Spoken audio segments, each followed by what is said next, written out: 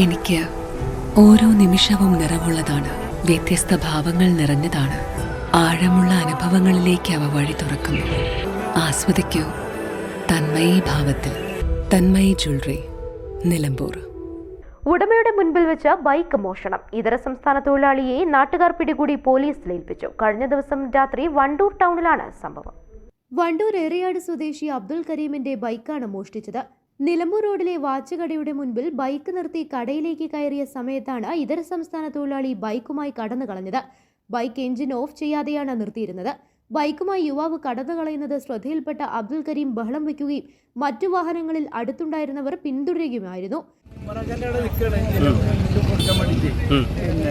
Watch ഉണ്ടാക്കാൻ വേണ്ടി കൊടുക്കുകയാണ്. അപ്പോൾ ആ കൊടുക്കലിൽ പിന്നെ വണ്ടി സ്റ്റാർട്ടിങ്ങിൽ അവിടെ എത്തിക്കുകയാണ്. ഞാൻ പെട്ടെന്ന് എടുത്തോണ്ട് പോകാൻ വേണ്ടിയിട്ട് ഇതില്ലാത്തതുകൊണ്ട് പിന്നെ ഇതുമില്ലാത്തതുകൊണ്ട് അപ്പോൾ ഞാനെന്ത് ചെയ്തു, പിന്നെ അങ്ങനെ ഇറങ്ങി വെറുതെ പുറത്തേക്ക് നോക്കിയതാണ്. ആ നോക്കലിൽ ഇപ്പം വണ്ടി എടുത്തോണ്ട് പോയി.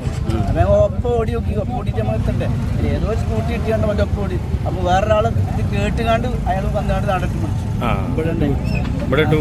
അങ്ങനെ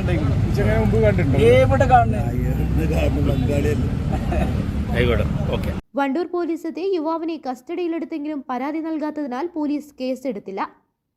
ന്യൂസ് ബ്യൂറോ, വണ്ടൂർ. സ്വന്തം ഹൈസ്പീഡ് ഇന്റർനെറ്റ്, നമ്മുടെ സ്വന്തം ഇന്റർനെറ്റ്.